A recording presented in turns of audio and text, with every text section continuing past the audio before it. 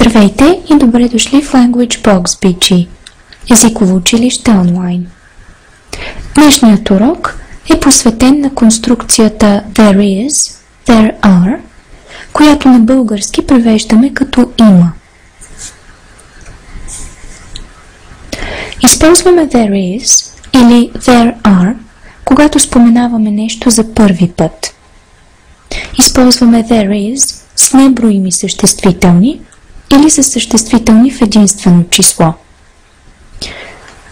There are използваме, когато става въпрос за броими съществителни или с такива използвани в множествено число.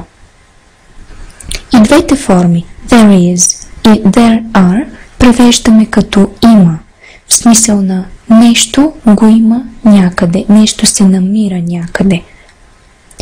Важно е да направим уточнението, че тази конструкция е различна от глаголът имам, който изразява притежание. На него ще обърнем внимание в специален урок, различен от този.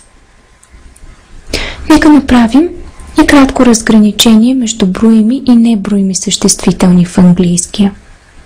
Както показва и самото им име, броимите могат да бъдат преброени. Неброимите не можем да ги преброим. Броимите съществителни съществуват в две форми. Могат да имат форма и за единствено, и за множествено число. Докато неброимите имат форма само за единствено число.